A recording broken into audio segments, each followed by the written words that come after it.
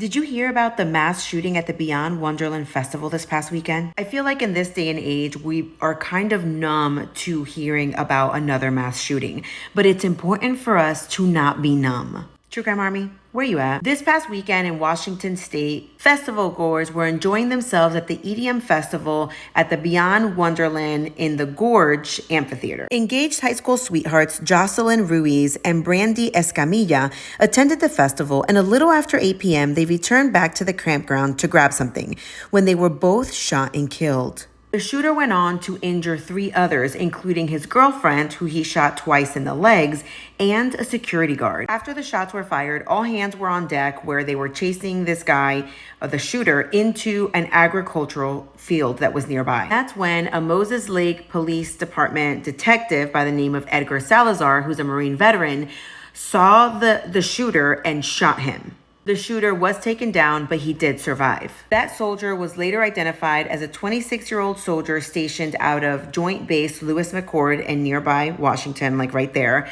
And it is 26-year-old James Kelly. According to an article that I read in Variety, he was charged with 2 counts of murder, 2 counts of second-degree assault, and 1 count of first-degree domestic violence. Kelly is a fire support specialist assigned to the 75th Ranger Regiment. So one of the survivors, August Morningstar, he made a statement and he described how he was able to escape the clutches of the perpetrator. Morningstar described how he saw when the 2 women were shot, and then the shooter looked at him and started taking off after him and shooting at him.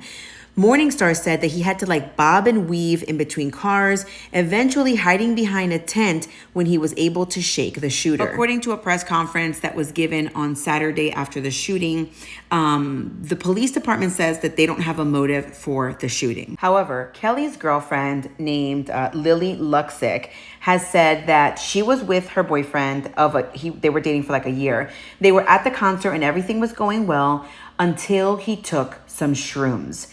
After they took some shrooms, they went over into the festival, at which point Kelly all of a sudden got agitated and he was like, this is the end, or something like that. They then returned to the campgrounds where Kelly grabbed his gun from his pickup truck. Lily, rightfully so, got scared. She grabbed her cell phone and called 911. She was on the phone with 911 and she said, I'm scared, my boyfriend has a gun. At which point Kelly grabbed the gun from her, threw it into the field, and then kind of dragged her out into hiding. And that's when the shooting began. We don't know much else of what's going to happen with the perpetrator, but I just wanted to give my condolences to the victims' families and of course to the survivors. Quite honestly, while I do not know the true motive of this case, I will take this opportunity to say, don't do drugs.